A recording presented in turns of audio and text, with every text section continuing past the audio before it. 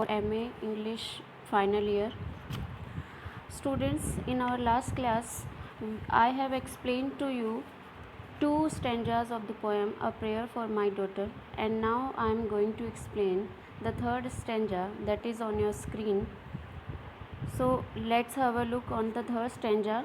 The starting lines are at the bottom of the page. This is, may she be granted beauty and yet not beauty to make a stranger's eye distraught,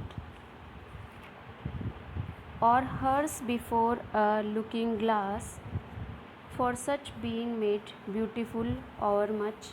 Consider beauty a sufficient end, lose natural kindness, and may be the heart revealing intimacy that chooses right and never find a friend.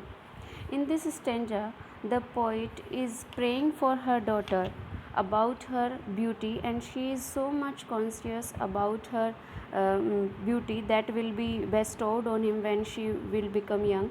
So he is saying that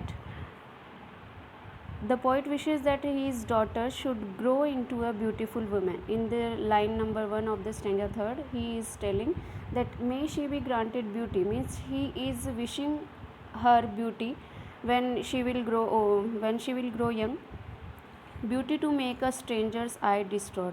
However, he does not want that she should be so beautiful as to become a cause of heartache or emotional torment to some stranger by making him fall in love with her.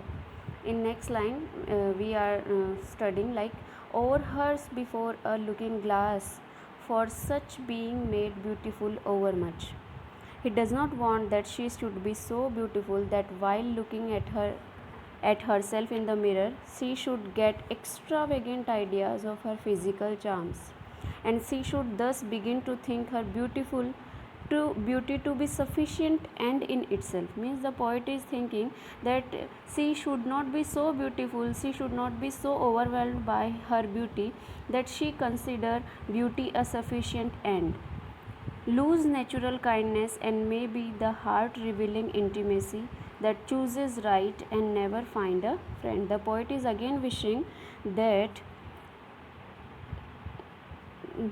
if she is so beautiful as to become very proud of her beauty, she will lose her natural kindness and her emotional warmth. And without kindness and emotional warmth, she is not likely to find a suitable life partner or a friend. So in these lines, the poet is praying for her daughter to be beautiful, but not to be overwhelmed by her beauty. Now, fourth stanza that starts with the lines, Helen being chosen found life flat and dull, and queen that rose out of the spray, being fatherless, could have her way, yet choose a bandy-legged smith for man. It's certain that fine women eat a crazy salad with their meat, whereby the horn of plenty is undone. Now I am going to explain this stanza, and I would like to get your concentration on three different topics from this stanza. That is, first, Helen.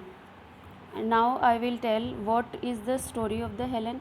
Second, great concern point is in line number 3, that great queen. Here is another example of great queen. And at last in the stanza you can see a line whereby the horn of plenty is undone.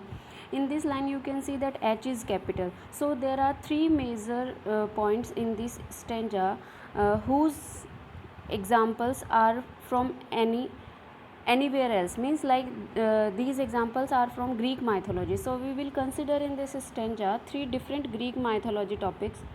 So first of all, I will explain what is the story of Helen. Helen was an extraordinarily beautiful woman. The Greek warrior and general Menelaus got married to her